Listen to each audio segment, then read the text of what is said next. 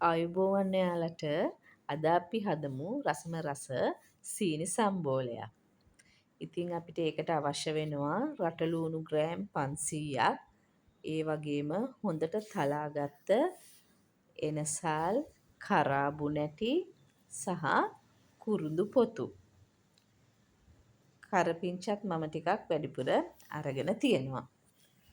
මුලින්ම අපි භාජනයක් ලිපේ තියලා ඒකට තෙල් ස්වල්පයක් එකතු කරගන්නවා.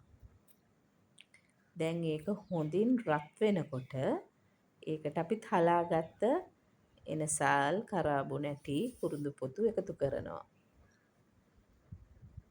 ඊළඟට අවශ්‍ය ප්‍රමාණයට කෑලි මිරිස් අපි තෙලටම එකතු කරලා හෙමීට කලවම් කර ගන්නවා. ඒකටම කරපිංචත් එකතු කරනවා. දැන් කපාගත්ත රටලූණු ටික එකතු කරලා හොඳින් අපි මේ ටික කලවම් කර ගන්නවා. මේ විදිහට හැම තැනටම යන්න හොඳින් කලවම් කර ගන්න. ඊළඟට අපි මේකට අවශ්‍ය ලුණු එකතු කර ගන්නවා. රස අනුව ලුණු මේකට එකතු කර ගන්න.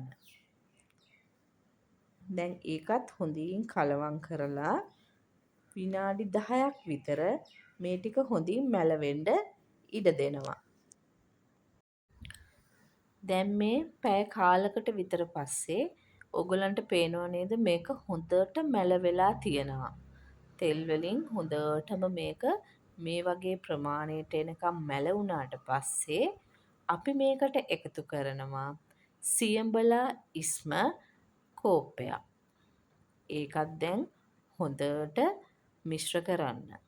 මිශ්‍ර කරලා මේකත් විනාඩි 10ක් විතර ලිපේ තියලා ඊට පස්සේ අපි මේකට සීනි එකතු කරනවා. මේ බලන්න මම සීනි එකතු කරන විදිහ මෙන්න මෙහෙම සීනි මේස හැඳි 3ක් මම එකතු කරනවා.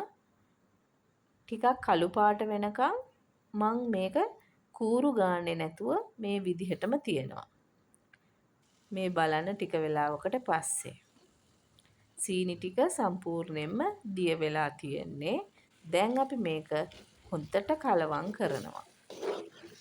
හොඳට කූරු ගගා කලවම් කරනවා. විනාඩි 20ක් විතර අපි මේක අඩු ගින්දරේ දැන් මේ විදිහට තියලා තියෙනවා. බොහොම අඩු ගින්දරේ තියන්න ඒ අතරතුර හිමීට මේක කූරු ගාන්න. දැන් මේ විදිහට අඩු ගින්දරේ තිබ්බට පස්සේ අපි දැන් ලිප ඕෆ් කරනවා. ඕෆ් කරලා මේක ඇතිලියෙම නිමෙනකන් තියන්න දෙන්න. මේ බලන්න හරිම සුවඳයි, හරිම රසවත්. අපිට කිරිබත්, පාන්, බත් ඕනම දෙයක් එක්ක මේක ආහාරයට ගන්න පුළුවන්. කළු පාටට ලස්සනට මේ වගේ සීනි සම්බෝලයක් ඔයාලත් හදලා කොහොමද කියලා රස බලන්න.